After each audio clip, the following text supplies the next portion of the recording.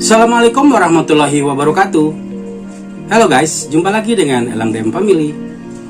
Nah guys, hari ini guys saya akan mengajar mata kuliah Fisika Dasar yang berada di Fakultas Teknik Universitas Tanjung Pura. Di mata kuliah Fisika Dasar 2 ini guys, pembahasannya adalah yang berhubungan dengan rangkaian kapasitor, pengisian kapasitor dan pengosongan kapasitor, dan juga aplikasi yang berhubungan dengan rangkaian seri dan paralel untuk rangkaian kapasitor. Nah, sebelum kita mulai guys, jangan lupa ya untuk subscribe dan bunyikan loncengnya guys, supaya channel kami semakin berkembang. Ayo guys, kita lanjut ya, membahas persoalan kapasitor. Di pembahasan rangkaian kapasitor itu nanti kita akan bahas rangkaian tersusun seri paralel. Kemudian kita akan bahas bagaimana cara kita mengisi kapasitor, karena kapasitor itu pada prinsipnya adalah suatu komponen yang bisa menyimpan energi, tapi sifatnya sewaktu-waktu, artinya dalam waktu tertentu saja ya. Kemudian bagaimana caranya kita mengosongkan kapasitor, jadi bagaimana caranya kita bisa mengeluarkan energi yang ada di kapasitor ya. Kemudian teknik pengukuran bisa kalian cek di buku yang satunya lagi ya, yang edisi terbaru. Di situ ada bagaimana caranya kita bisa mengukur kapasitor menggunakan oscilloscope misalnya ya. Tapi gambarnya pun nanti akan saya perlihatkan. Jadi pada prinsipnya rangkaian kapasitor itu ya, apakah nanti yang kita bicarakan rangkaian kapasitor elektrolit, kapasitor Farco ya, variabel kapasitor, ataupun kapasitor keramik ya, berdasarkan tabel yang pernah kita bahas di minggu sebelumnya. Nah, sekarang bagaimana caranya bila di pasaran misalnya kita tidak mendapatkan nilai kapasitor yang kita inginkan? Nah, maka teknis yang bisa kita selesaikan adalah dengan cara merangkai. Rangkaian apa yang bisa mengakibatkan nilai kapasitornya itu nilai kapasitansi, mempunyai nilai kapasitansi yang kita inginkan ya. Nah, sekarang pada waktu kita berbicara tentang rangkaian kapasitor, maka tadi saya katakan kita akan berbicara rangkaian seri paralel. Selain dari seri paralel, ada juga rangkaian kombinasi, yaitu rangkaian yang berhubungan dengan apakah rangkaiannya itu nanti di dalam satu bagian atau satu sistem yang besar itu ada bagian seri dan ada bagian paralel, ataupun gabungan antara atau kombinasi antara rangkaian seri paralel ya. Nah, disebabkan hal itulah maka kita pelajari satu persatu ya yang berhubungan dengan rangkaian seri dan paralel. Nanti di pembahasan lanjutan akan saya juga bahas dengan tulisan tangan saya yang berhubungan dengan kapasitor ini.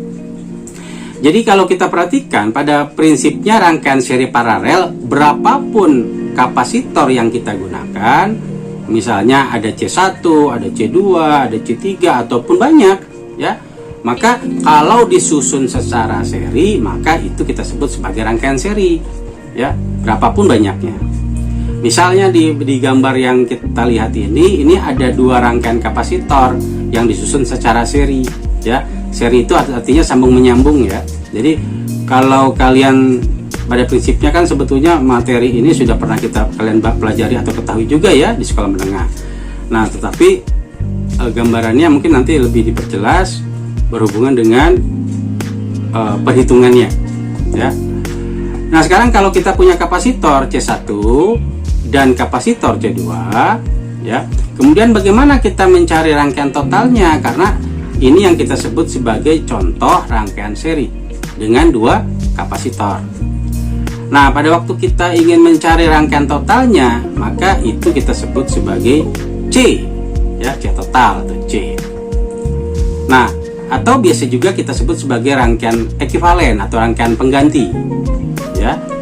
Nah, sekarang kalau misalnya dua rangkaian kapasitor di atas yang tadi kita lihat itu, bila kita hubungkan dengan tegangan atau sumber tegangan dengan satuan volt ya, seperti gambar ini pembuktian ya. Jadi dengan pembuktian persamaan maka kita akan dapat rumus umum ya.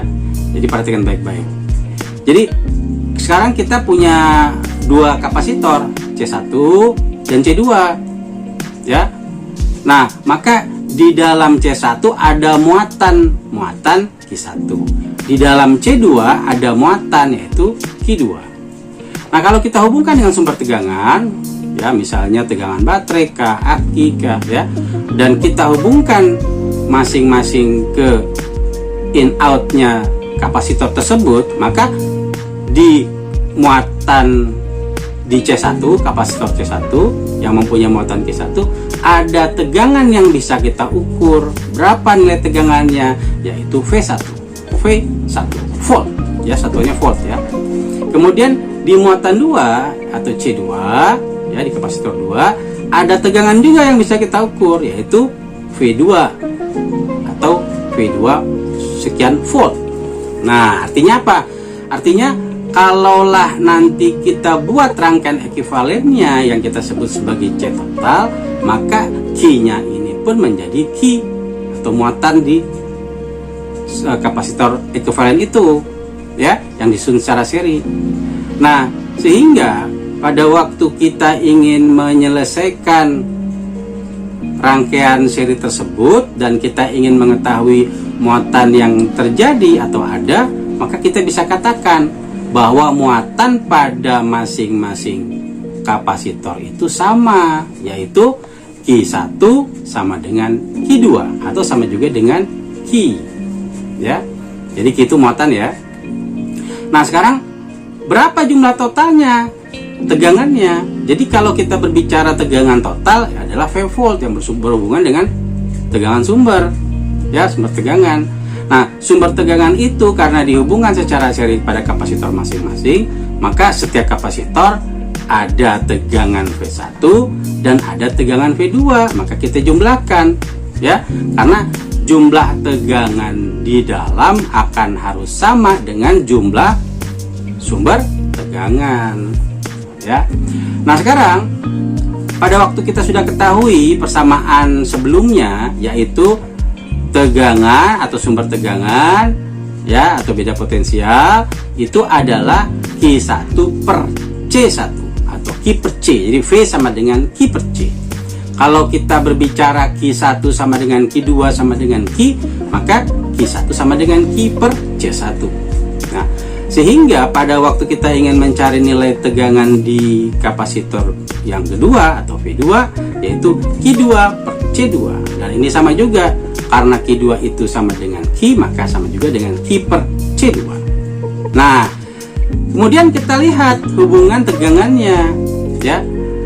Hubungan tegangannya pada waktu kita ketahui V sama dengan V1 plus V2, dan masing-masing V1 V2 sudah kita ketahui nilainya, yaitu Q per C1, yang V2 nya adalah Q per C2, kita masukkan ya, dimasukkan di persamaan ini, sehingga pada waktu kita ketahui V sama dengan itu apa ya, rumus umumnya berhubungan dengan kapasitor, yaitu V sama dengan Q per C ya. Q adalah muatan, C nya kapasitor, sehingga Q per C yang asalnya dari V sama dengan V1 plus V2, V1 nya adalah Q per C1 dan V2 nya adalah Q per C2. Maka dari sini ya, kita bisa dapatkan penyelesaian lanjutan. Apa penyelesaian lanjutannya ya? Ini bisa kita dapatkan ya. Kalau Q per C sama dengan Q dalam kurung 1 per C1 plus 1 per C2 dan Q nya kita coret, maka kita dapatkan 1 per C sama dengan 1 per C1 plus 1 per C2. Nah, inilah yang kita sebut sebagai persamaan umum pengganti atau rangkaian pengganti untuk kapasitor tersusun seri ya, yang persamaan 24 ini. Nah, bagaimana kalau kapasitornya banyak? Tidak masalah. Kalau kapasitornya banyak dan tersusun seri, maka kita bisa hitung sampai C ke N ya.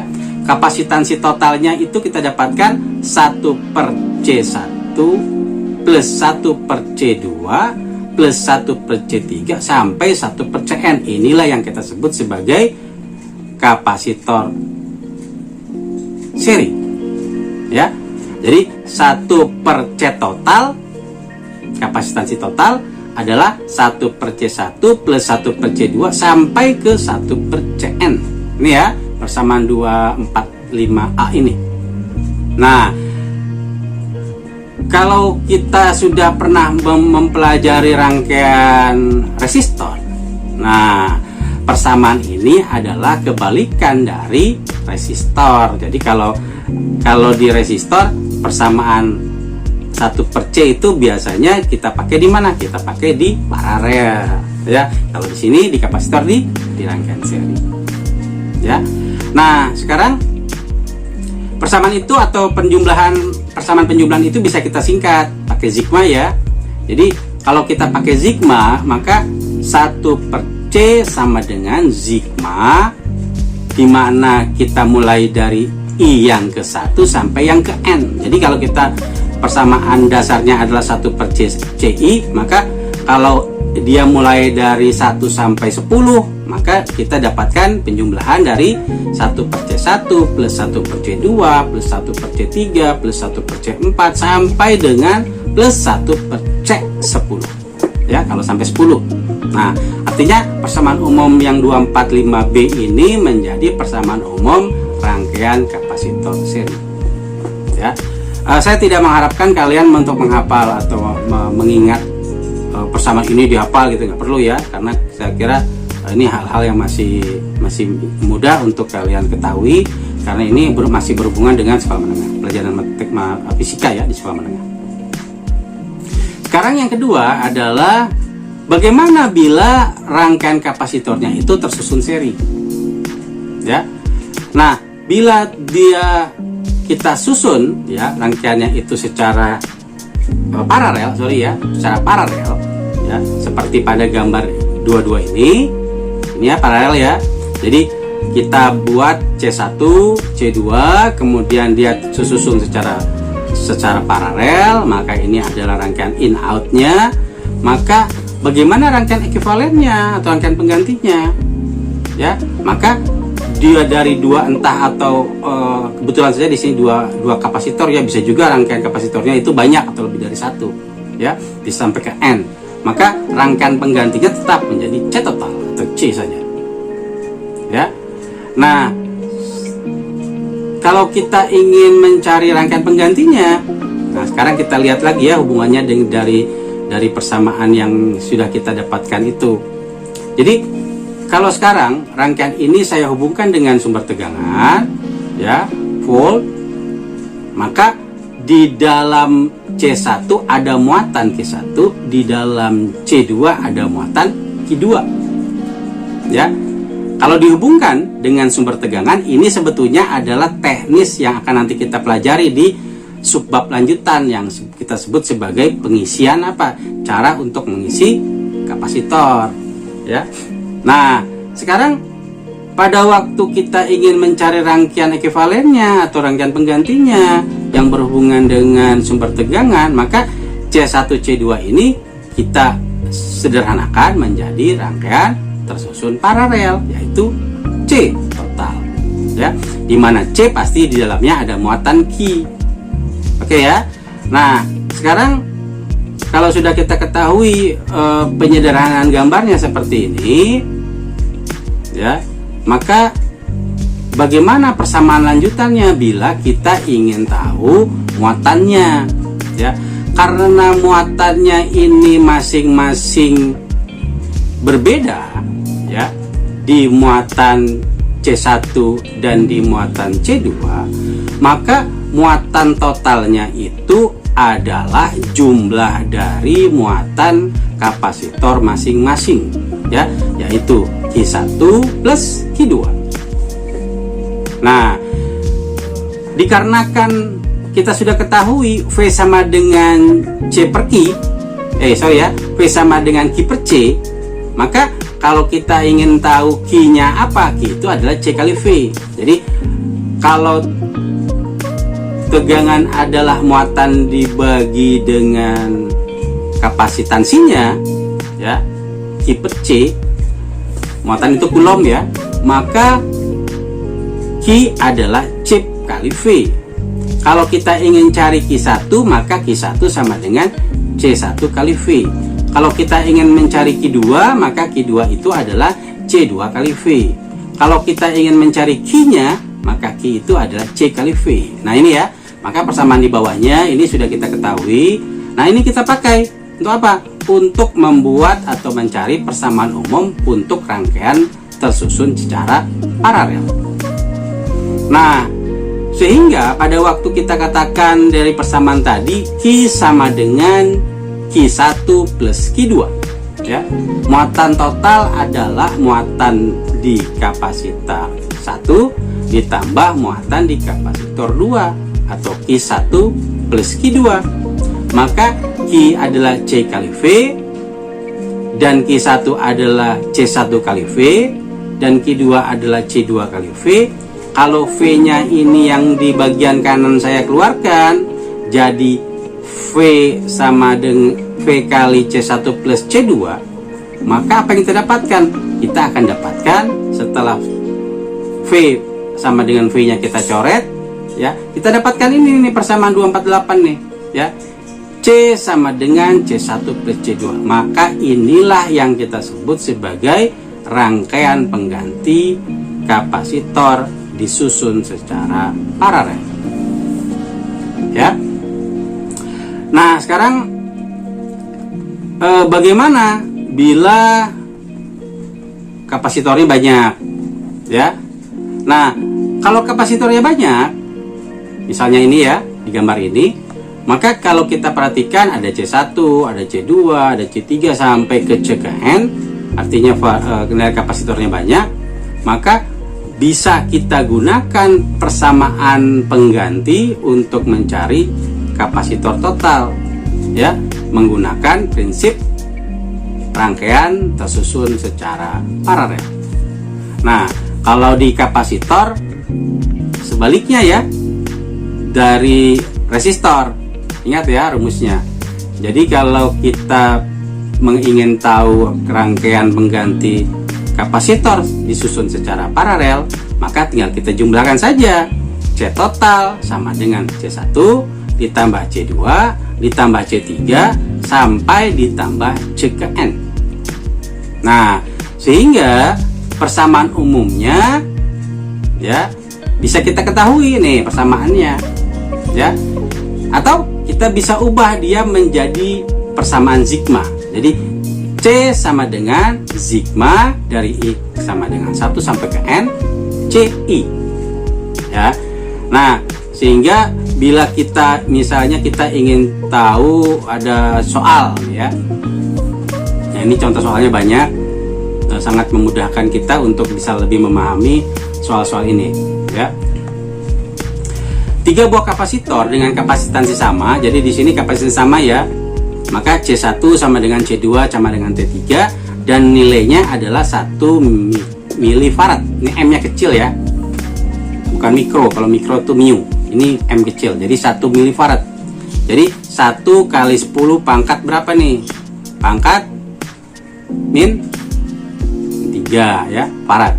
Tulislah semua susunan yang mungkin bagi 3 kapasitor tersebut dan hitung kapasitansi pengganti masing-masing. Ya. Jadi kalau dalam soal C1 sama dengan C2 sama dengan 3 sama 1 mikromilifarad, maka kalau kita susun rangkaiannya, dia gambarnya seperti ini. Kenapa? Karena disusun secara ya untuk mencari pengganti ya. Nah, kalau disusun secara seri, dia jadi ini.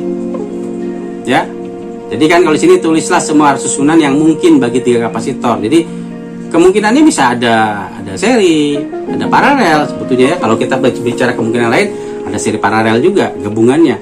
Nah, terus kita diminta untuk mencari kapasitansi pengganti. Berarti kita diminta mencari C total. Nah, kalau disusun secara seri, ya, kalau disusun secara seri, maka C1 per C total atau 1 per C sama dengan 1 per C1 ditambah 1 per C2 ditambah 1 per C3. Karena masih dalam satuan yang sama, kita tidak perlu menggantikan milinya ya, nggak perlu, biarkan saja. Nanti satuan akhirnya kita jadikan milifarad. Jadi 1/C1, 1/1 plus 1/1 plus 1/1, 1/1 sama dengan 1, 1 tambah 1 tambah 1, 3. Maka sama juga dengan 1/3. Ya, jadi ini kan 3 ya. Jadi kalau kita balik, dia menjadi 1/3 milifarad.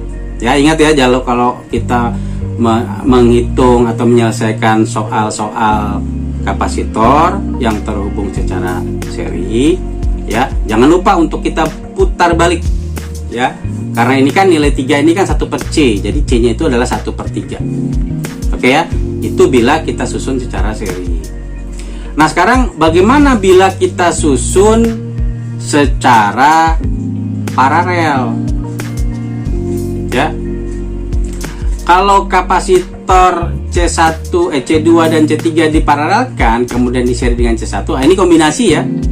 Ini kombinasi nih, ya. Maka susunan C2 dan C3 menghasilkan kapasitansi total. Nah, misalnya di sini dikasih C aksen, ya. C aksen. Maka C2 dengan C3 karena disusun paralel tinggal kita jumlah, maka kita dapatkan 1 plus 1 sama dengan 2 milifarad. Kemudian kalau yang C aksen ini mau kita serikan dengan C1, maka sama juga dengan 1/C1 ditambah 1/C aksen, ya, 1/1 ditambah 1/2, ya, maka yang depannya kita bisa ganti menjadi 2/2, 2/2, 2 ditambah 1, 3/2. Kalau kita balik, ya, C nya berapa? C nya adalah 2/3 milifarad, ya, 2/3 milifarad. Ini ilustrasinya ya, seperti ini.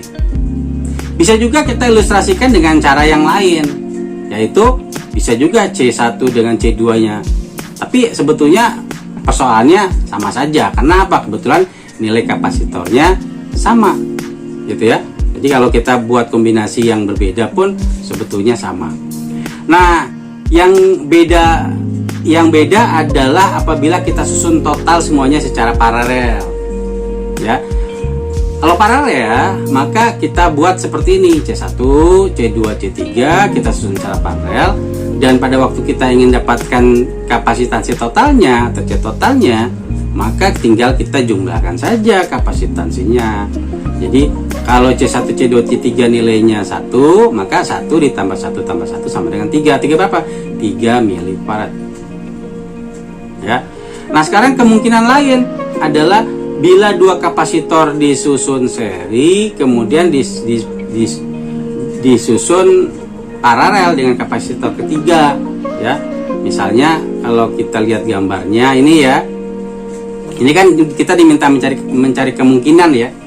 Jadi ini salah satu kemungkinan, ya. Walaupun nilai C1 C2-nya bisa berbeda-beda kita susun, tapi maksudnya tetap sama karena kapasitansinya nilainya sama 111, ya. Nah, teknisnya pada waktu kita punya gambar kemungkinan kapasitor disusun seri paralel, maka yang atas kita susun secara seri. Baru nanti hasilnya kita paralelkan dengan C3. Oke ya. Nah, sehingga kalau saya kembalikan lagi, apa yang harus kita lakukan? Ya, kapasitansi total C1 C2 itu kita susun seri sehingga kita harus jumlah 1/C double aksen. Ini sengaja ya dibedakan yang di atas ya, pakai double aksen. Aksen ini 2 kali, ya. Atau bisa juga kita pakai aksen saja karena ini soal apa? Kemungkinan nomor D. 1/C1 ditambah 1/C2 sama dengan 1/1 ditambah 1/1. Berarti 2 ya. Maka 1/C nya kita balik jadi C aksen sama dengan 1/2 milifarad. Nah, kemudian kalau C aksen itu kita paralelkan dengan C3, maka apa yang terjadi? Maka tinggal kita jumlahkan saja, setengah ditambah 1, maka kita dapatkan 1/2 atau 3/2 milifarad, ya. Jadi C aksen kita tambahkan dengan C2, C3. Ini ya, kalau kita tergambar ya. Ini kita dapatkan C aksen, C1 C2 ini kalau kita serikan kita dapatkan C aksen. Setelah itu C aksen kita paralelkan dengan C3, ya, kita dapatkan C penggantinya, ya, kapasitansi penggantinya yaitu 3/2 milifarad. Oke ya.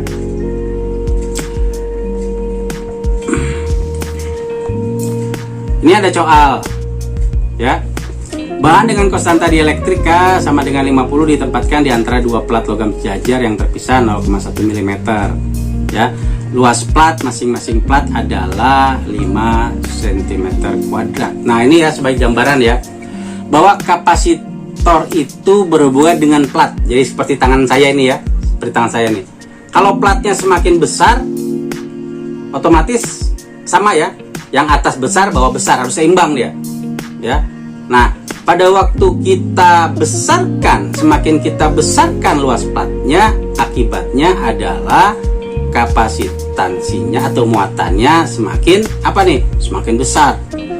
Semakin rapat saya buat lebar platnya, maka kapasitansinya pun semakin besar. Semakin jauh saya geserkan, ya, maka kapasitansinya pun semakin mengecil, gitu ya. Semakin kecil luas platnya, maka kapasitansinya pun muatannya menjadi semakin kecil. Nah, gitu ya. Itu logikanya. Nah, sekarang bila luas plat masing-masing adalah 5 cm, ya, pangkat 2, ini luas ya, satuan luas persegi artinya, tentukan kapasitansi kapasitor yang dihasilkan dan berapa kapasitansi jika bahan dielektrik dikeluarkan dari posisi antara dua plat. Jadi kalau di sini kan ini adalah kapasitor dengan ada bagian dielektriknya, ya, bahan dielektriknya di bagian tengah. Nah, sekarang bahan itu mau kita apa? Kita selesaikan.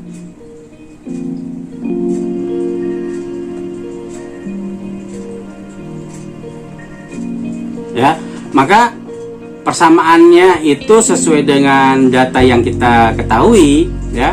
Maka A-nya itu sama dengan 5 cm pangkat 2 atau 5 kali 10 pangkat min 4 meter kuadrat. Kita jadikan satuan meter ya. Jadi kalau jadikan satuan meter, kalian harus tahu bagaimana teknisnya. Jadi kalau 1 meter itu adalah 100 cm atau 10 pangkat 2, ya, maka pada waktu saya mau kecilkan, ya, maka dia menjadi pangkatnya dikuadratkan. Jadi kalau pangkatnya kan kecilkan jadi 1 pangkat min 2 dikuadratkan jadi pangkat min 4, ya. Diameternya 0,1 mm. Nah, ini pun kalau saya jadikan meter jadi 1 kali 10 pangkat min 3, ya. Nah, bisa juga kita bilang 0,1 kali 10 pangkat min 2 meter. Nah, kemudian konstanta dielektriknya itu adalah 50, ya, sesuai soal ya, konstanta dielektriknya. Nah, sekarang pertanyaannya adalah tentukan kapasitansi kapasitor yang dihasilkan dan berapa kapasitansi jika bahan dielektriknya dikeluarkan dari posisi antara dua plat itu, ya. Kapasitansi yang dihasilkan kita pakai rumus ini ya, C sama dengan K sigma 0 A per D, ya. K-nya 50, sigma 0-nya adalah 5,67 kali 10 pangkat min 12. Ini ketetapan ya, jadi bisa dipakai langsung oleh kita. A-nya itu adalah tadi sudah kita hitung, awalnya 5 cm kuadrat menjadi 5 kali 10 pangkat min 4 meter kuadrat, ya.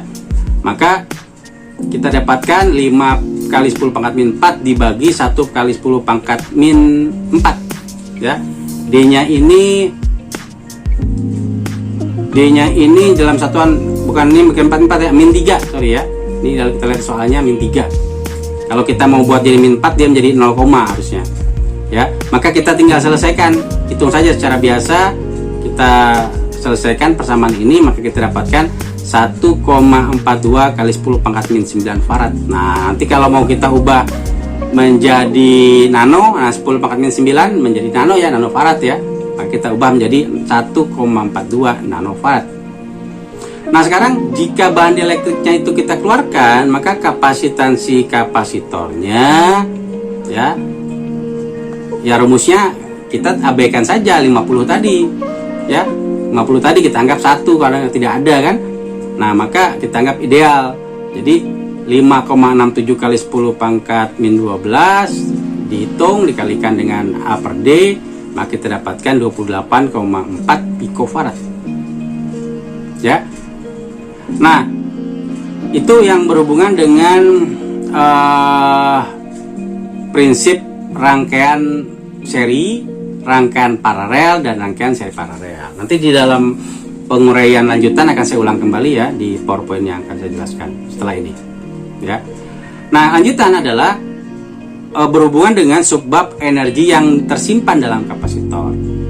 Nah, kenapa kita berbicara energi yang tersimpan dalam kapasitor? Karena pada prinsipnya kapasitor itu bisa menyimpan energi sesaat. Ya, saat saya katakan seperti itu ya.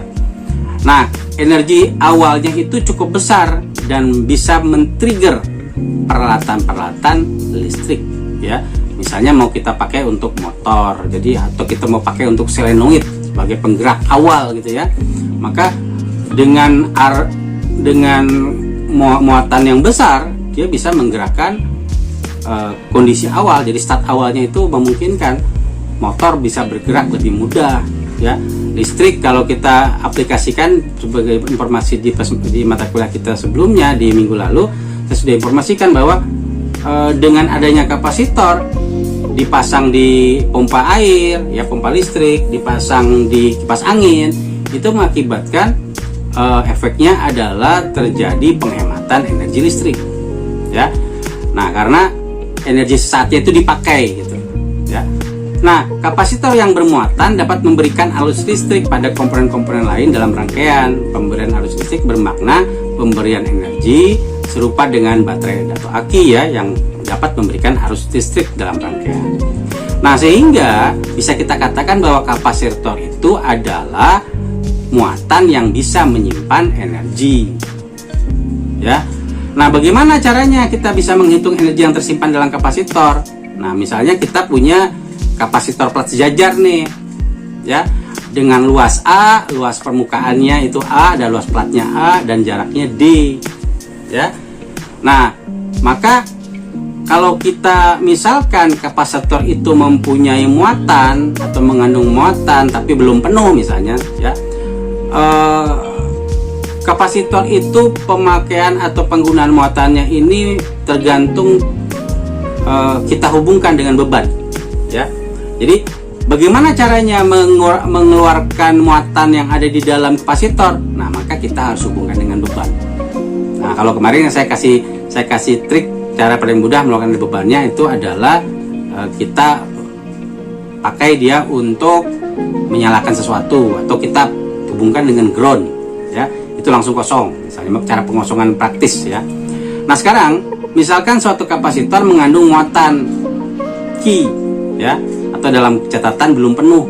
Kemudian beda potensial antara dua plat kapasitor adalah V. Maka kalau kita pakai persamaan V sama dengan Q per C ya, dan muatan tersebut, muatan listriknya itu kita tambahkan lagi pada kapasitor, maka kapasitornya itu menggunakan prinsip diferensial sebetulnya nantinya ya, turunan.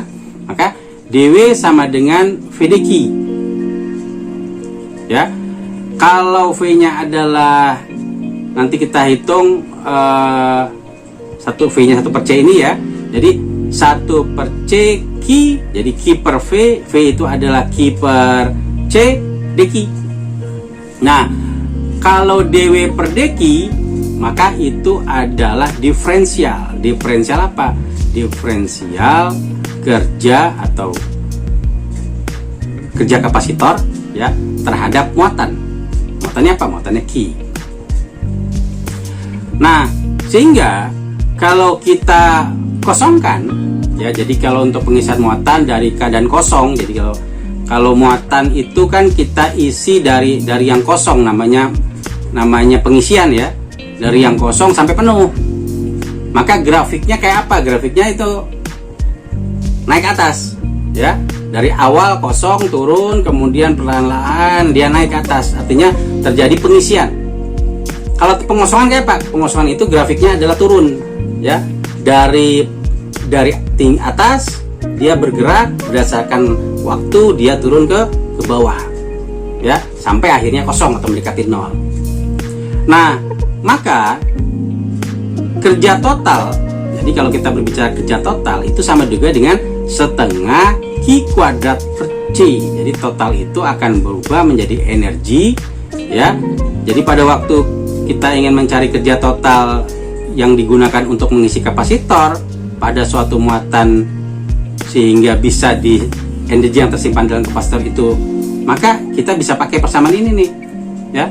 Sehingga energinya itu bisa kita hitung dengan menggunakan persamaan U sama dengan setengah Q kuadrat per C. Nah, ini persamaan ini kan bisa kalian pelajari ya. Nah, hubungannya adalah maka kita akan dapatkan persamaan U-nya itu adalah 1/2 CV kuadrat, ya, setengah CV kuadrat. V itu sumber tegangan atau tegangannya, voltnya, kemudian C-nya itu kapasitansinya, ya. Itu untuk plat sejajar. Nah, kalau kita pakai ya untuk plat sejajar ini ada persamaannya, maka U-nya itu ini yang kita pakai ya, yang bagian belakang. Setengah KE 0 kuadrat E pangkat 2 volt. Ya, voltnya itu adalah volume ruang antara plat, ya, antara dua plat. Jadi volume kapasitor. Nah, ini pun samanya, nanti kita harus belajar tentang kalian coba baca ya, saya harapkan sudah baca, berhubungan dengan energi persatuan volume, ya, yang untuk mengetahui rapat energi yang tersimpan dalam kapasitor. Nah, kita lihat contoh ya. Dua buah kapasitor identik yang mula-mula belum bermuatan akan dihubungkan dengan baterai VVO, ya, misalnya 10 volt, ya. Bila hanya salah satu kapasitor yang dihubungkan dengan baterai 10 volt itu, energi yang tersimpan dalam kapasitor adalah U.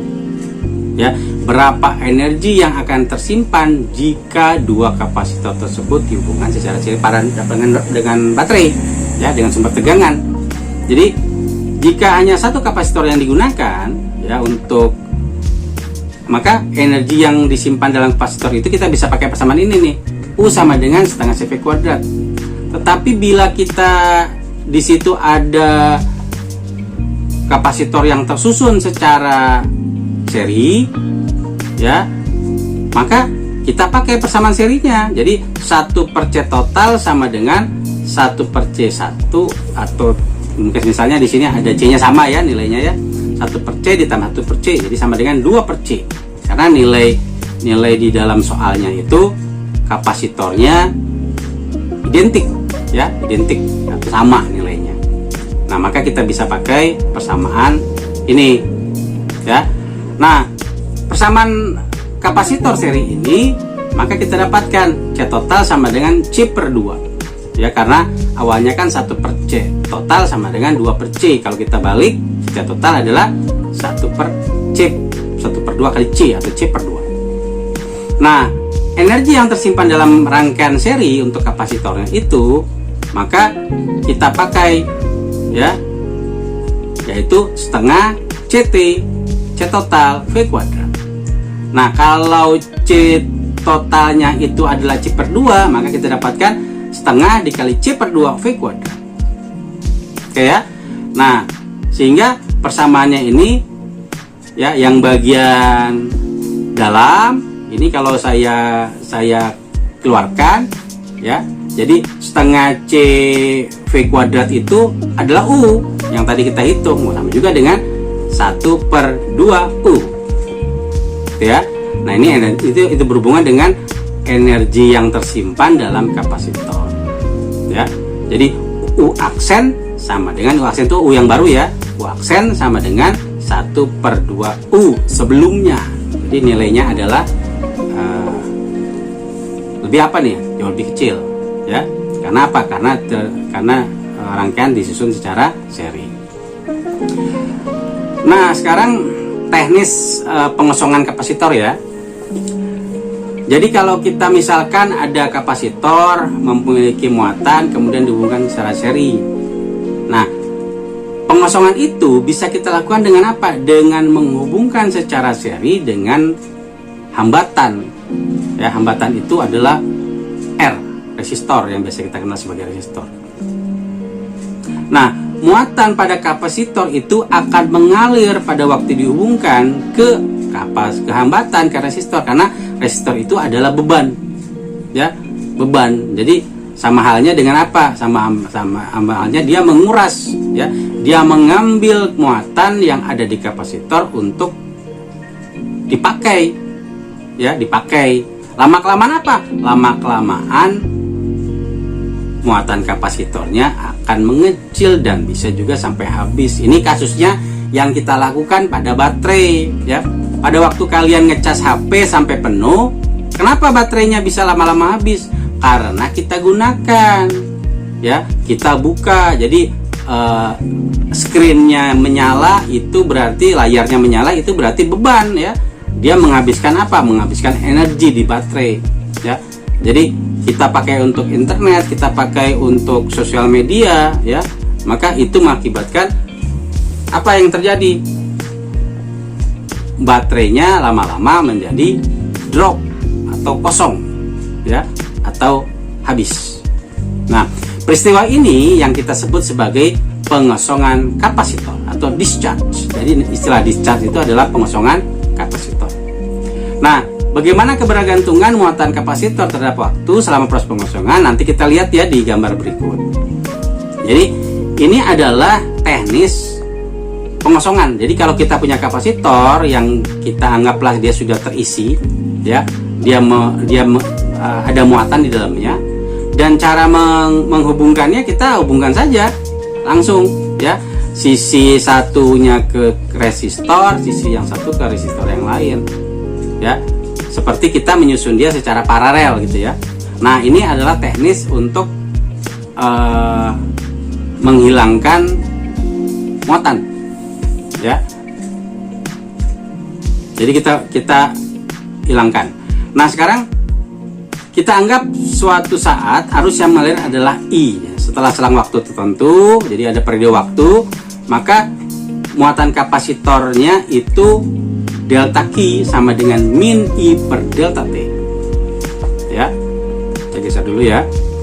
Nah, tanda minus itu menunjukkan apa? Minus itu menunjukkan pengurangan atau pengosongan, ya, akibat terjadinya pengosongan dihubungkan dengan resistor, jadi minus, ya.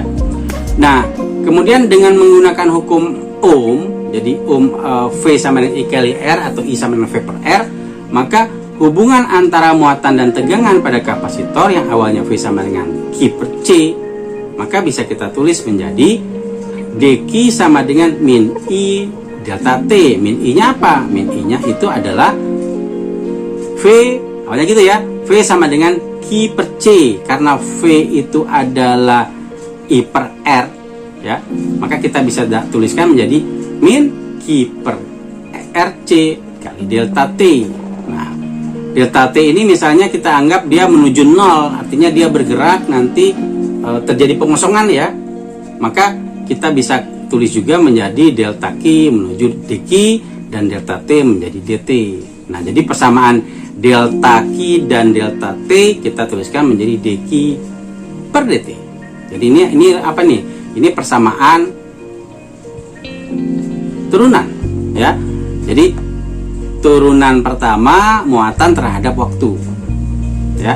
Tapi kalau kita mau mencari Q-nya, kita bisa jadi integral, ya, terhadap waktu.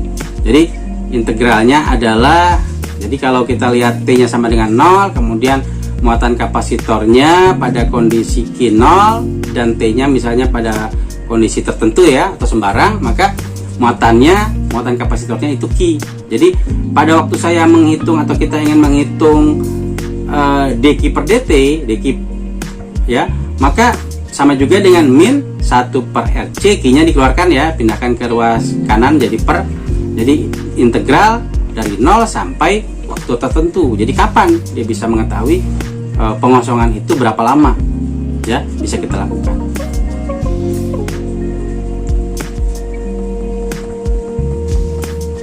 Nah, ini teknisnya, persamaannya bisa kalian bisa coba pelajari, ya. Jadi kalau itu kita bisa pakai ln.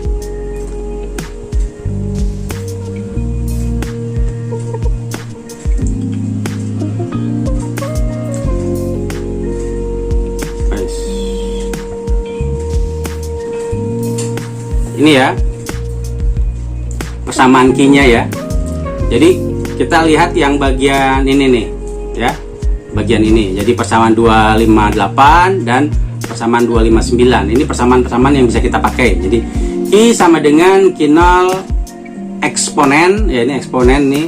Eksponen itu E pangkat ya, eksponen itu E pangkat min T per RC ya. Nah, karena kita menggunakan key sama dengan C per V, C kali V, dan kita ingin tahu tegangan pada dua ujung kapasitor, maka persamaan ini bisa kita pakai ya. Jadi key kita sudah tahu key apa? Key adalah V kali C ya. Kalau ini adalah key 0, maka V0 kali C. Kalau C nya kita coret, maka kita dapatkan V sama dengan V0 kali eksponensial.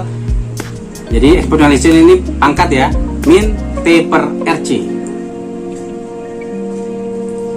Nah, kemudian grafiknya kita lihat nih ya. Ini adalah yang kita sebut sebagai grafik pengosongan kapasitor. Jadi yang tadi saya katakan, pada kondisi awal, pada waktu kapasitornya itu terisi penuh ya, pada waktu dia terisi penuh itu tegangannya maksimum di atas ya, pada kondisi T sama dengan 0. Tapi pada waktu kondisi tegangannya mulai terjadi pengosongan, terjadi drop tegangan berdasarkan perjalanan waktu, maka perlahan-lahan tegangannya menuju 0 ya, menuju 0. Jadi kalau nilai 0 itu adalah di sini titik 0,0, yang sumbu Y-nya adalah tegangan, sumbu X-nya adalah waktu, pada waktu. Maka pada waktu tegangannya perlahan-lahan turun sesuai dengan waktu ya, pada waktu tertentu, maka tegangannya yang awalnya tinggi menjadi rendah, atau mungkin bisa juga sama dengan 0 atau terjadi pengosongan ya. Ini pengosongannya ini semua tergantung kepada pemakaian ya, sama tadi ilustrasinya saya katakan seperti baterai ya. Anggaplah kita bilang, Pak, saya pakai baterai untuk menyalakan jam dinding misalnya. Jam dinding terhitung awet ya, bisa berbulan-bulan dia baru habis. Nah, salah satu indikatornya adalah pada waktu tegangan baterainya itu kita ukur berdasarkan periode waktunya, maka sebetulnya kita bisa tahu arusnya berkurang ya, arusnya berkurang. Jadi yang berkurang itu arusnya ya. Kalau kita pakai voltmeter, maka yang kita ukur adalah tegangannya. Jadi bisa kita, kalau tergantung kalian ya, mau pakai ampere atau voltmeter. Nah, masa kita lihat tegangannya berkurang ya. Kalau kalian pakai mainan lah, misalnya pakai mobil Tamiya DC karena mobil Tamiya itu ada bebannya itu motor ya, motor DC. Kemudian kita isi baterai full, kita cas, atau kita pakai baterai merek tertentu yang bagus, kita cas, kita pakai dengan kecepatan tertentu, dia bermain ya. Tapi lama-kelamaan maka mobil atau mainan itu akan semakin lambat. Nah, semakin lambat itulah yang kita sebut sebagai terjadi apa? Pengosongan energi, gitu ya. Nah, artinya sebaliknya, bagaimana cara ngisinya? Nah, ngisinya adalah kita cas. Kan kalau ini disebut sebagai dicas, kalau mengisi kita cas. Oke ya, dicas terjadi pengosongan, kalau cas terjadi penambahan. Nah, subbab lanjutan yaitu pengisian ya. Sebaliknya nih sekarang, bagaimana cara mengisinya? Ya mudah, sama seperti kita ngecas. Kalau kalian punya laptop, punya HP, kalau drop, baterainya drop, diapain? Cas. Pakai apa? Pakai power supply ya, atau kita pakai bahasa kita dicas pakai pengecas gitu ya. Nah, sehingga baterainya bisa jadi full. Artinya kita melakukan apa? Pengisian. Apakah ada batas maksimum suatu kapasitor? Ya, sama juga dengan baterai yang kita isi ya. Kalau dia sudah penuh, indikator warnanya kebetulan dari hijau, dari kuning ya. Misalnya kalau kita pakai HP ada barnya, jadi grafik baterainya tuh nampak ya full, ada warna hijau gitu ya. Dari yang warnanya merah jadi hijau, atau warnanya merah kuning ke hijau gitu, berubah ya. Ada yang pakai steam bar, ada yang macam-macam ya. Nah, maka teknik pengisian ini maka kita perlu apa? Kita perlu kapasitor. Kalau untuk berbicara kapasitor, kita perlu tahanan dan sumber. Ya, misalnya nanti pada gambar di bawah ada mula-mula kapasitor kosong dan saklar dalam keadaan tegangan. Ya, kemudian tegangan antara dua kaki kapasitor 0. Pada saat T sama dengan 0, saklar ditutup sehingga arus listrik mengalir dan kapasitor pun mulai mengisi. Dengan demikian, tegangan antara dua ujung kapasitor makin meningkat. Nah, bagaimana ketergantungan tegangan terhadap waktu? Ayo kita lihat ya. Nah, ini ya.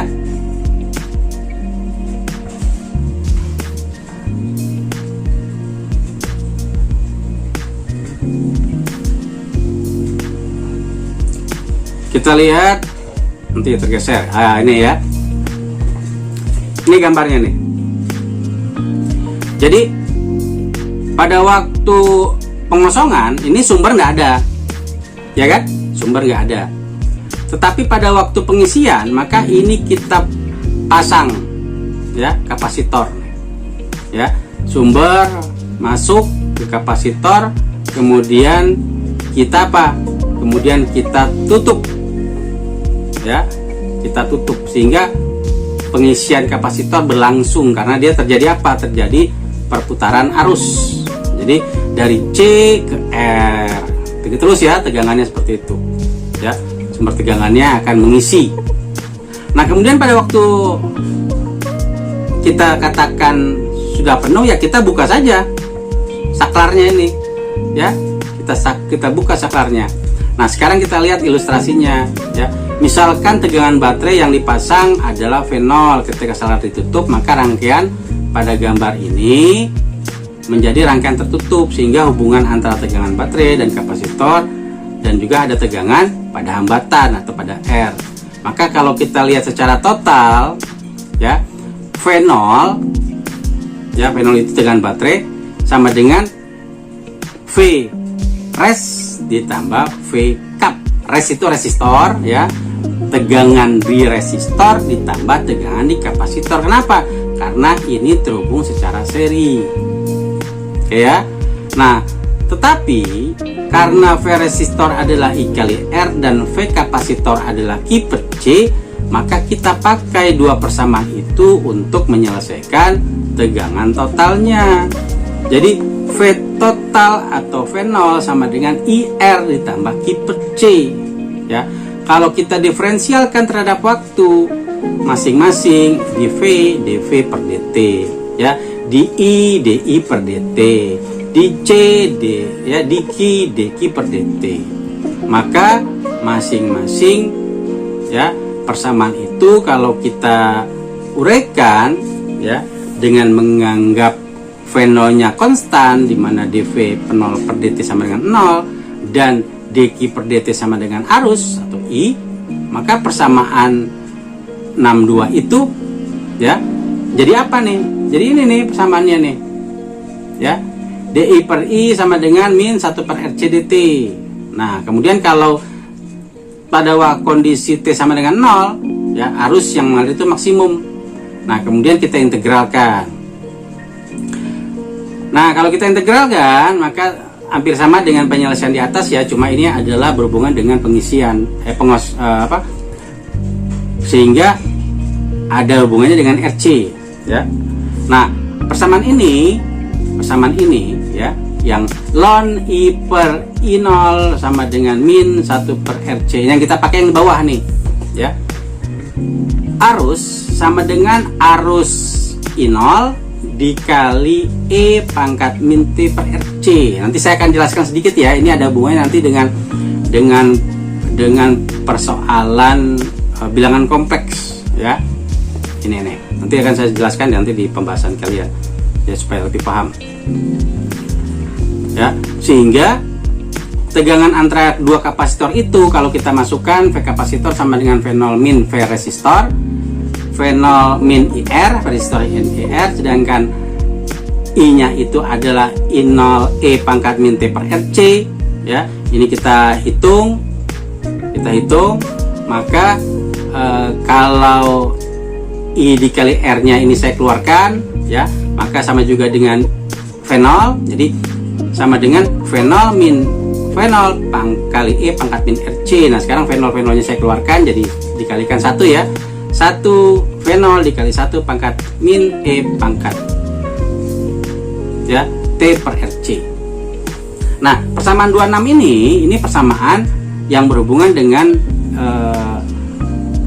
tegangan kapasitor pada waktu mengisi muatan ya, dengan menggunakan teknis beban dan sumber tegangan. Nah grafiknya seperti ini ya. Ini pengecas. Jadi pada kondisi awal dia drop ya, kemudian dengan perjalanan waktu terjadi pengisian ya.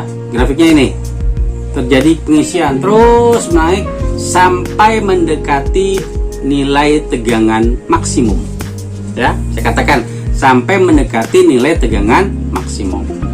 Kalau sudah penuh, sudah berarti pada titik inilah sudah terjadi. Jadi kita bisa ukur, oh sekian waktu dia penuh ya. Karena itu kalian bisa ketahui pada waktu kalian punya HP, ada HP dengan pengecas yang lama ya, bisa beberapa jam ya. Ada yang ngecasnya cuma setengah jam penuh ya. Itu semuanya bermain di teknologi ya. Ada teknologi, ada harga, jadi mainnya juga ke biaya ya. Itu adalah teknis pembahasan untuk rangkaian kapasitor. Nah kemudian silakan kalian pelajari contoh-contoh soal di sini ya. Ada contoh soal ya, ada ini bedanya dengan yang buku yang pertama ya, yang saya share-kan untuk kalian. Ini buku yang kedua ini adalah sebetulnya buku yang lebih lama, cuma direvisi yang terbaru. Cuma saya lihat buku yang lama cenderung lebih banyak soal ya untuk dipelajari. Oke ya. Nah sekarang kita masuk ke pembahasan tambahan ya. Pembahasan tambahan yang saya maksudkan ini adalah yang berhubungan dengan teknis ringkas ya. Kita lihat ini nanti ada hubungannya dengan E pangkat itu ya, E pangkat. Nah sudah kalian kenal ya, kalau kita punya fungsi ini semua sebagai gambaran saja ya, intermezzo. Tapi persamaan ini yang akan saya jelaskan ini bermanfaat pada waktu kita berbicara tentang berhubungan dengan bab lanjutan. Jadi di bab lanjutan itu ada yang berhubungan dengan arus fasor ya, sudut. Jadi kalau kita berbicara tegangan itu punya sudut ya. Nah sekarang saya akan menjelaskan sedikit ya yang berhubungan dengan bilangan kompleks ya. Nanti larinya ke koordinat polar ya, E pangkat ya. Biasanya kita sudah kenal persamaan AX kuadrat plus BX plus C, tetapi persamaan ini bisa kita selesaikan juga dengan menggunakan rumus ABC ya. X1 X2 nya itu adalah min B plus min akar B kuadrat min 4AC per 2A. Ini persamaan umum ya yang sudah kalian kenal ya. Nah kenapa saya informasikan ini berhubungan dengan persamaan imajiner ya. Persamaan imajiner itu apa? Persamaan imajiner itu persamaan akar pangkat minus kayak gini ya, akar minus. Jadi kalau akar dalamnya adalah minus suatu nilai, maka ini kita sebut sebagai persamaan imajiner. Maka persamaan X1 X2 itu kadang ya, kalau kita mencari suatu persamaan yang tidak sederhana, itu di dalamnya itu ada akar minus. Itu bukan artinya tidak ada hasil, ada hasilnya, tapi imajiner ya. Nah imajiner itu bukan artinya kita abaikan, tapi kita perhitungkan ya. Akar min 25 sebagai contoh, maka akarnya ini saya keluarkan dengan cara saya kalikan akar min 1 kali 25. Perkalian akar itu bisa kita keluarkan dengan cara kita akarkan masing-masing. Jadi akar min 1 dikali 25 sama juga dengan akar min 1 dikali akar 25. Akar min 1 itu apa? Akar min 1 inilah yang kita sebut sebagai imajiner ya, simbolnya pakai I ya. Ada juga buku lain pakai J ya. Nah, maka kalau akar min 1 itu adalah I dan akar 25 itu nilainya 5, maka sama juga nilainya adalah 5I atau I5. Jadi I5 itu adalah konstanta imajinernya. Ya, konstanta imajinernya. Di mana dia letaknya? Kalau kita misalkan saya punya sumbu X dan Y, ya, saya punya sumbu X dan Y. Sumbu X-nya itu menyatakan realnya dan sumbu Y-nya menyatakan imajinernya, maka real itu adalah nilai yang berhubungan dengan sistem bilangan kompleks. Ya, persamaannya seperti apa? Persamaan bilangan kompleks. Persamaan bilangan kompleks itu adalah persamaan yang menggabungkan nilai real dengan nilai imajiner. Ya, misalnya persamaannya Z. Z sama dengan A plus BI, maka A itu adalah konstanta real yang bisa kita tulis menjadi R dalam kurung Z sama dengan A, dan B itu adalah konstanta imajiner yang bisa kita tulis menjadi I dalam kurung Z sama dengan B. Gitu ya. Nah, ini yang harus kalian ketahui. Jadi kalau awalnya min 1 dalam akar itu adalah imajiner, maka kalau akarnya saya pindahkan ke ruas kanan menjadi I kuadrat. Jadi I kuadrat sama dengan min 1. Jadi ini cuma teknis ya, teknis penyelesaian. Nah, apa hubungannya real dan imajiner? Jadi kalau kalian lihat sumbu, ya, sumbu X dan sumbu Y, tadi saya sudah jelaskan. Di sumbu X ini menyatakan real dan sumbu Y itu menyatakan imajiner, maka ada sudut yang terbentuk, ya. Sudut yang terbentuk dari nilai X dan Y, X1 dan Y1 itu adalah A, B yang berhubungan dengan A itu real dan B itu imajiner, atau X1 itu real atau Y1 itu imajiner. Nah, sudut miringnya yang terbentuk yang biasa kita kenal sebagai rumus Pitagoras, ya, sisi miringnya itu adalah nilai besarannya, ya. Ini ada hubungannya dengan vektor nih, besaran yang punya arah, ya. Jadi pada waktu sisi miringnya ini panjangnya tertentu, maka kita sebut sebagai harga mutlak R atau besaran R. Berapa nilai besarannya? Kalau X1 Y1 diketahui, maka sama juga dengan R kuadrat itu adalah X1 kuadrat ditambah Y kuadrat, ya. Atau akar dari R itu sama dengan akar dari X1 kuadrat ditambah Y1 kuadrat, ya. Nah, sekarang kalian sudah tahu ya, ada harga mutlak R, ada theta. Oke, sekarang ini sebagai gambaran singkat saja. Ini menjelaskan materi lanjutan sebetulnya ya. Cuma ini dari awal sudah saya kenalkan supaya kalian pada waktu mempelajari yang berhubungan dengan sudut fasor sudah paham.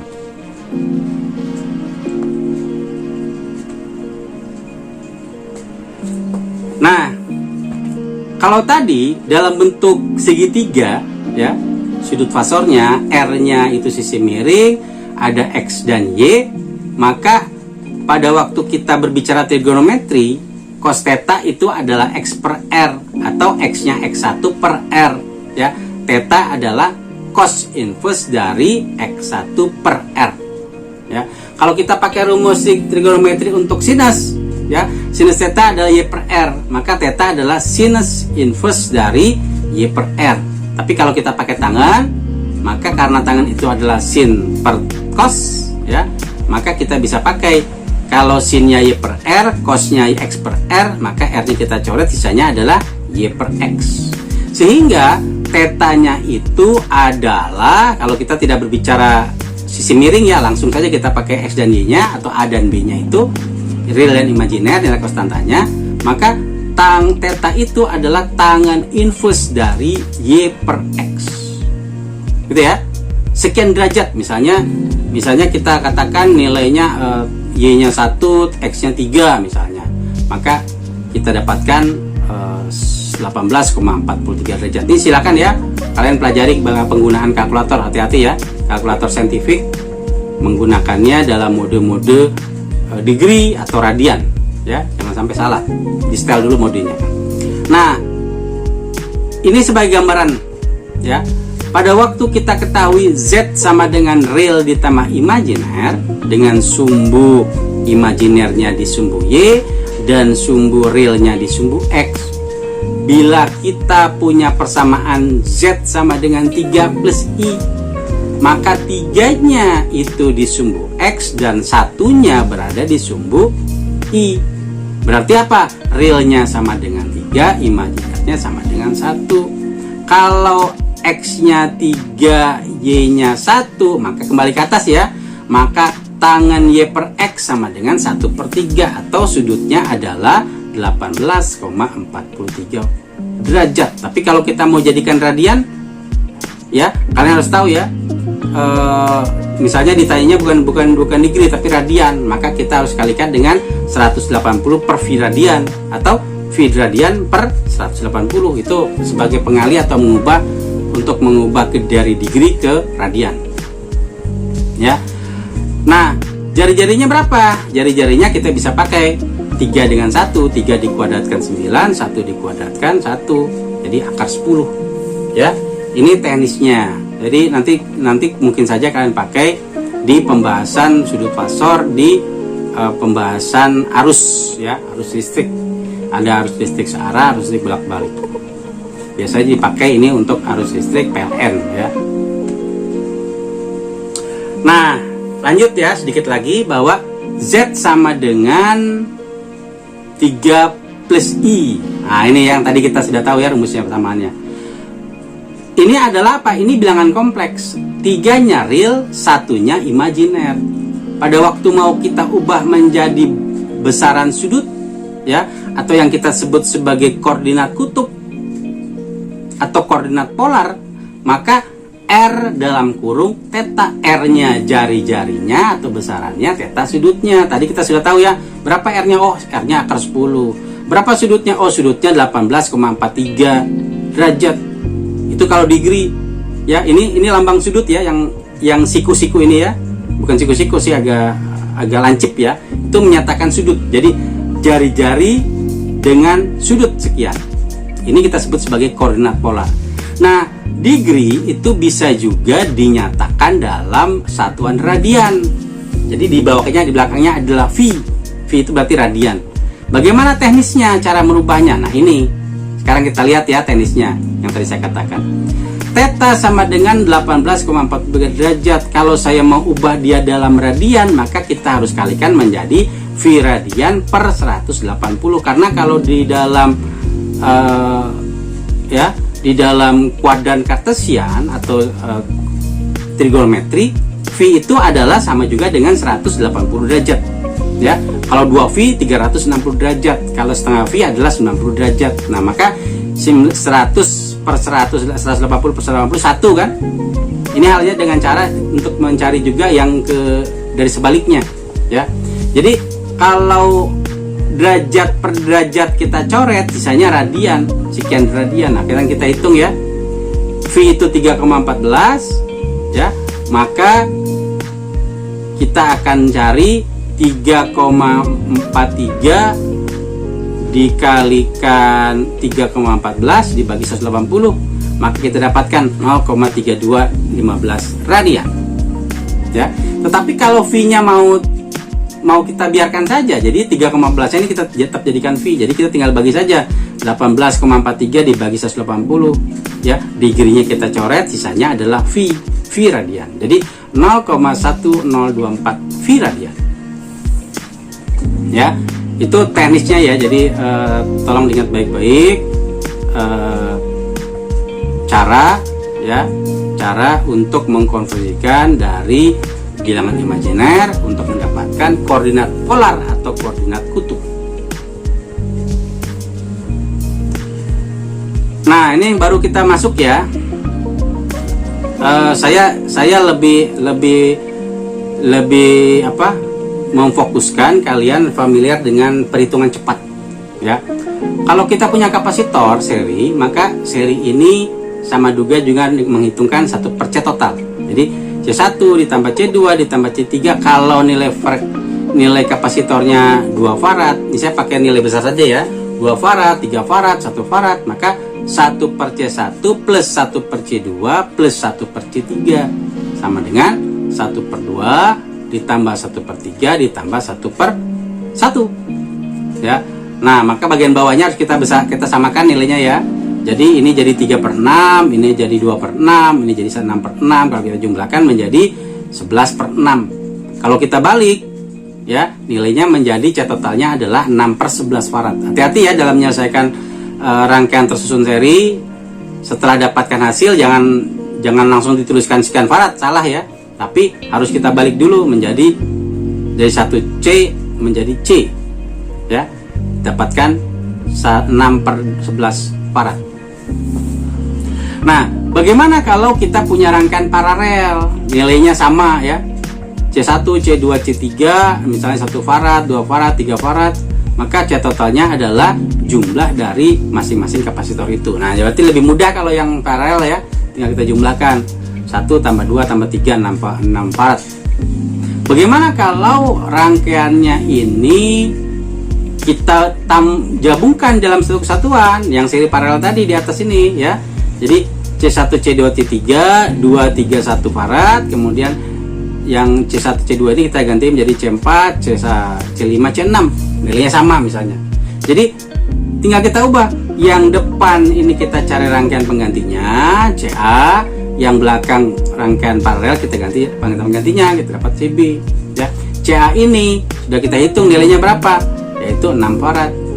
CB itu sudah kita hitung ya, 6 per 11 ya. Sehingga CA plus CB itu nanti harus kita cari rangkaian apa nih, CA dan CB nya ini, mencari rangkaian pengganti. Karena ini adalah rangkaian seri, maka 1 per C total akhir sama dengan 1 per CA ditambah 1 per CB ya. 1 per CA 1 per 6 per 11 ditambah 1 per 6 ya.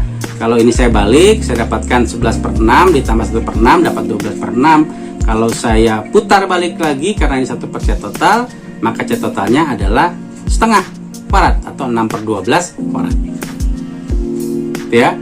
Ini membuat kita jadi lebih yakin dengan apa yang kita kerjakan. Nah, kemudian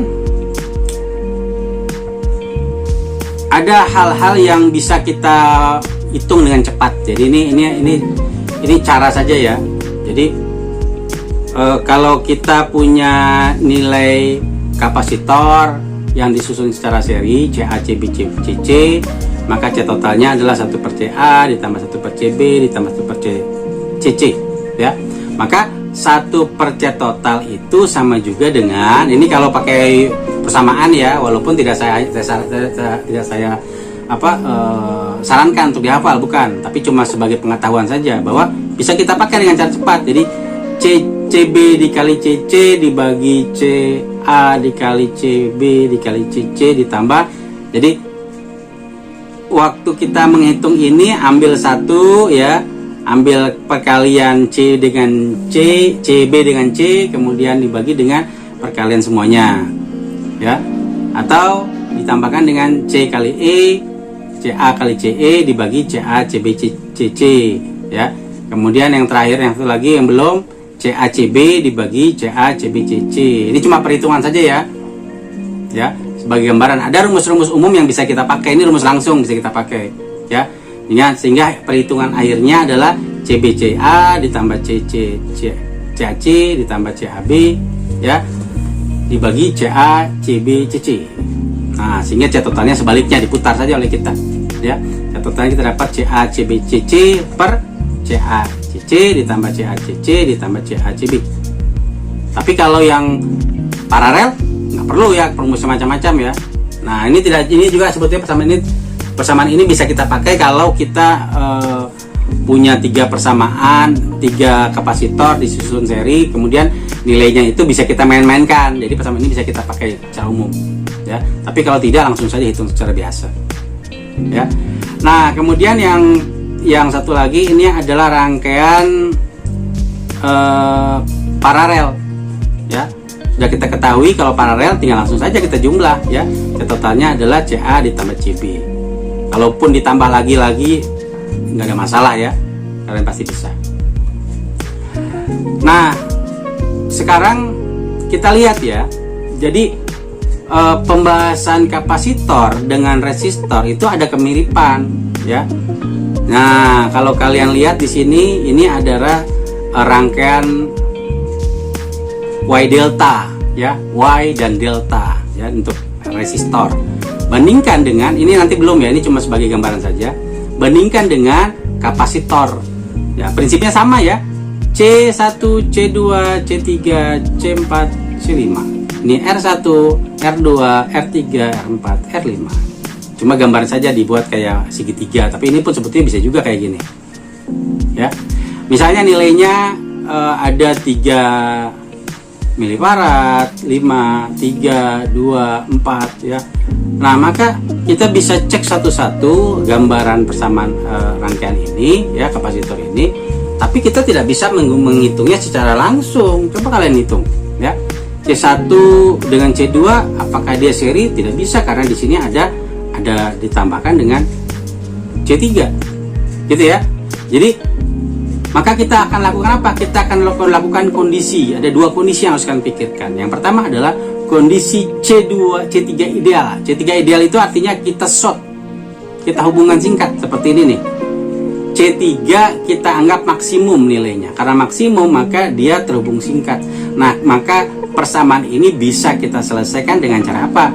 Dengan cara menghitung dengan C1, C4 adalah rangkaian paralel. Kita jumlahkan saja C1 dan C4 berapa nilainya. Maka kita anggap CA. C2 dan C5 ini kita jadikan dia rangkaian paralel, tinggal kita jumlah. CB adalah C2 ditambah C5, maka CA plus CB ini merupakan rangkaian apa? Rangkaian seri. Maka kita hitung dengan 1 per C total sama dengan 1 per CA ditambah 1 per CB. Ya, itu kalau kita anggap C3 nya ideal. Bagaimana kalau kita pakai C3 nya itu rusak? Jadi kondisi C3 nya itu kalau rusak itu tidak ada, kita lepas saja ya. Ini kita sebut sebagai kondisi tidak ideal. Jadi kalau dia seperti ini, maka C1 dan C2 ini yang atas, yang saya kasih lingkaran ini yang kita sebut sebagai rangkaian tersusun seri. Maka kalau rangkaian tersusun seri, kita harus cari CA nya. C total di atas itu adalah 1 per C1 ditambah 1 per C2. Ini pakai rangkaian seri. Yang bawah pun sama ya, CB nya kita cari 1 per C4 ditambah 1 per C5. Maka kita dapatkan dua kapasitor yang baru dan tersusun secara paralel. Nah, tinggal kita jumlah ya. Jadi C total adalah CA ditambah CB. Ini teknis ya, teknis menyelesaikannya. Yang saya inginkan kalian coba pikirkan untuk membandingkan. Ini ada persamaan ya, persamaan sudah jadi yang bisa kita dapatkan dari literatur ya, yang berhubungan dengan resistor. Kalau resistor itu ada nih ya, R1, R2, R4, R5, di tengahnya R3. Maka kita pakai ini ya, RA, RB, RC ya. RA, RB, RC ini kita pakai untuk menghitung apa? Untuk menghitung rangkaian penggantinya ya. RA yang bagian ini. Jadi untuk mendapatkan RA itu adalah kalikan resistor pengapit ya, R1 dan R3 dibagi dengan jumlah resistor total di bagian segitiga ini, R1, R2, R3 ya. Untuk mencari RB sama juga, untuk mencari RB. Jadi pada waktu RA sudah diketahui, RB dan RC sudah diketahui, maka kita bisa selesaikan rangkaian Y deltanya ini menjadi, ini biasa juga kita sebut sebagai ini ya, rangkaian Thevenin galvanometer ya, rangkaian galvanometer. Ini pakai ini. Tapi ini cuma sebagai intermezzo saja, dan karena saya bahas karena memang nanti pun kita akan ketemu lagi dengan rangkaian resistor ya di fisika dasar 2. Nah, bagaimana guys pembahasan rangkaian kapasitor? Berikut dengan rangkaian seri paralel yang kita bahas dengan menggunakan beberapa contoh soal. Semoga bermanfaat guys ya. Yang suka dengan konten kami, silakan like, komen, dan share ke sosial media kalian. Dan jangan lupa untuk subscribe dan bunyikan loncengnya guys ya, supaya channel kami semakin berkembang. Saya tutup dengan ucapan wassalamualaikum warahmatullahi wabarakatuh. jumpa lagi dengan konten kami yang lain. Terima kasih.